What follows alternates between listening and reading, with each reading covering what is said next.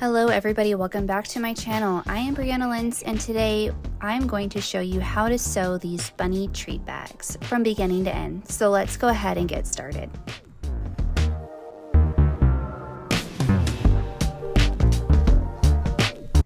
These reversible bunny treat bags are really sweet, and I love making handmade treat items because I think that we are in the middle of a really big, reusable handmade moment in 2025, especially things that look more cottagey and just are going to be long lasting.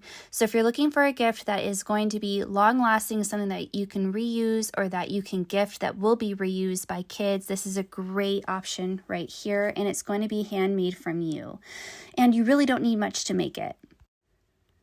You're going to need a sewing machine with basic sewing supplies. You will need clips or pins. You are going to need at least a 15-inch piece of ribbon, and you are going to need 2 pieces of fabric. You're going to need to have those pieces of fabric cut in 5.5-inch by 18-inch pieces, and you're going to want 2 different prints so that way they contrast.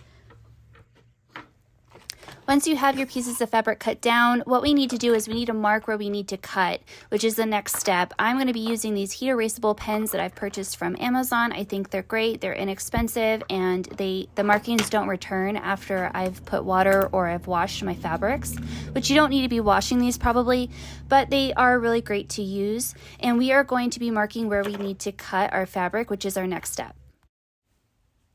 So with a heat erasable pen, I am going to be marking. You can use pencil, you could use chalk. You don't need to have this. This is just something that I have in my stash that I really like to use. And I'm going to be marking 2 3/4 inches into the fabric and 3.5 inches down, which is the center of the fabric, just 3.5 inches down. I'm going to be placing a mark there, and then I'm going to be drawing lines as to where to cut. And make sure that you have everything pinned because everything could be moving, and you want all of your pieces to be as precise as possible because that's how you get the cleanest work as possible in your sewing. Once you have your lines drawn and everything is pinned, go ahead and cut that triangle out, and your remaining fabric should look like this. Go ahead and repeat on your second piece of fabric the same exact steps that we just did. Now we're ready to sew. So we are going to sew a 1/4 inch seam on our main fabric. For me, that's my pink fabric on both sides. For your contrasting piece of fabric, we are going to do a 1/4 inch seam on the right hand side all the way up and down. However, on the left side, you need to keep a place for you to be able to turn your work inside out or right side out once we have everything sewn together. So go ahead and put a 2-inch opening where you are going to sew your 1/4 inch seam, where you are going to sew to that point, start and stop, lift your needle, and then start and stop, and then sew to the end, that 1/4 inch seam. Once you have everything sewn, those seam allowances, go ahead and verify that you did it exactly how I did. So go ahead and snip your threads. On your main fabric, you should have all of your 1/4 inch seams on both sides, and then on your contrast fabric, you should have the opening just as I do on mine. As you can see here, I have that 2-inch opening, so that way we can turn everything right side out when everything is finished. Now we need to box the corners of our bag. If you've never done this before, just go ahead and watch my video closely and you'll be able to see what I'm doing. You're going to open up the bottom pouch to resemble a diamond shape. So go ahead and take your main piece of fabric that we usually start with first, and you're going to repeat this to both pieces of fabric. So open the bottom pouch to resemble a diamond shape by aligning the side seam and the bottom pouch line. The side seam should be approximately in the center. Now I'm going to mark one inch from the corner stitch seam on both sides, draw a line as you see here, and this is going to be my stitching line. And I'm going to take this to my machine and I'm going to sew along this line. Once I have the lines sewn on both sides, I'm going to come back and I'm going to trim that seam allowance down. I'm going to trim a 1/4 inch seam allowance, and your product should look just like mine. And again, you're going to repeat this for the second piece of fabric. And this is how we are going to get our boxed corners once we sew our bag together.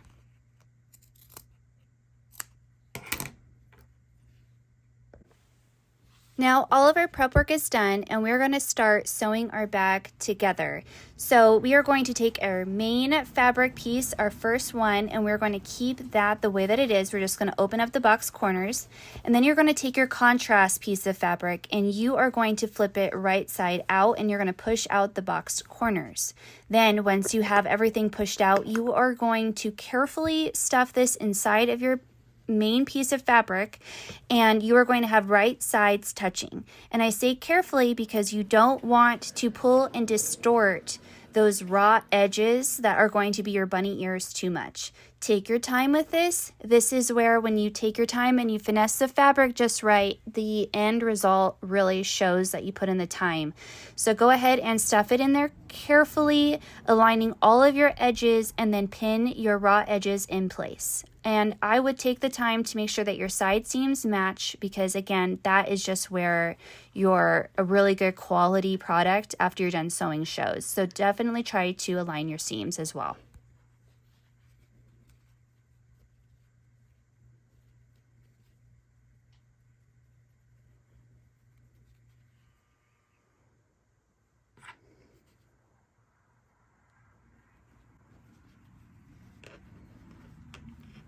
Now that we have taken the time to have everything pinned in place just right, we are going to now do another seam allowance. You're going to take this to your machine and you are going to stitch from the top of the ear down and back to the top of the ear 1/4 inch, and you're going to repeat that for both sides.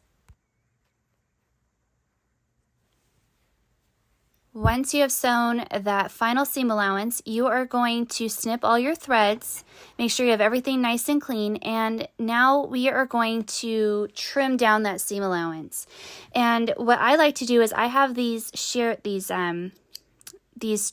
thread trimmers, and I really like to use these at the corners. So where you have the corner portions, as you see here, you're going to cut kind of like a fringe, where every 1/8 inch I cut a piece of the seam allowance about 1/8 inch away from the seam. You don't want to cut too close because you don't want to cut into your seam, but you need to cut this so that way your fabric right there at those points is more flexible, because if you don't cut this, that fabric won't be able to move. So as you can see, there's a lot of give there. And then go ahead and go around your piece and just trim away the extra fabric without cutting into your seams as best as you can.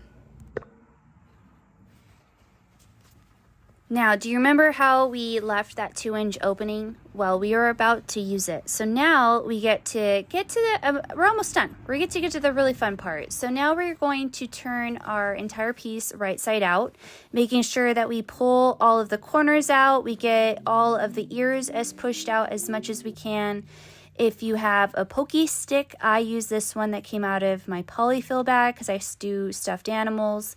You can use a chopstick, anything that is pokey that you can poke a corner out but isn't going to poke through your fabric, and just massage out all of the corners as much as you can.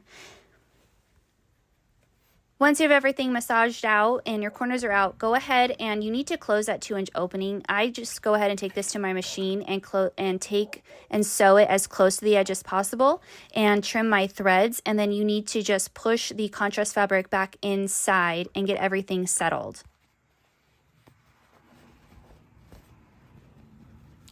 Now we are on the homeward stretch. So when I say to shove everything best inside the best you can, you really need to take your time with this. You really need to make sure that all your fabric is sitting exactly how you want it to, because we are going to do our final part in this project, which is the top stitch, which is going to make sure that all of our fabrics sit how we want them to for the test of time. If we don't do this top stitch, all of that fabric is going to just be loosey-goosey and fly all over the place.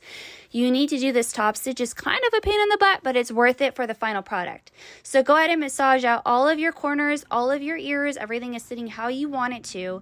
And then if you need to, go ahead and press this on your ironing board so that way all the pieces sit exactly how you want to, because you want the most control that you can right now when you take this over to your machine.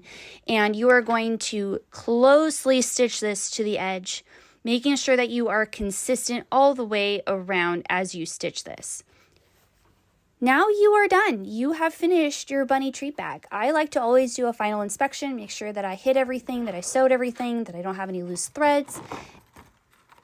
If you are going to be displaying these treat bags or just giving them to give something that's cute, I thought that I would share these really cute Easter eggs that I got from Walmart. They're really simple. They were less than $4, and that's what I actually chose to stuff my bunny treat bags with for display purposes for you guys. And I think they're super duper cute. You can do a couple of them, a couple of the small ones, and then you get to wrap it with a ribbon of your choice. The ribbon that I am using, I actually just got from the Dollar Tree or the $1.25 tree. And I thought that it was pretty to use something playful. When I did my carrot treat bags, I stuffed them with jelly beans. So if you are interested in learning how to make some carrot drawstring treat bags, then I'll go ahead and have that video linked down below because that's super cute too. And I loved stuffing them with jelly beans, and you could totally stuff these with jelly beans as well. There's different options. You could do cording, whatever fits your fancy. I really like them. And just take your time doing the bow. And again, these are so cute, and whoever you gift them to is going to absolutely love them, hands down. So hope you enjoy making these. Let me know in the comments down below what you would like to see next. Don't forget to hit that subscribe button so you see all of my tutorials coming this spring. And I will see you guys in my next project and my next video. Bye!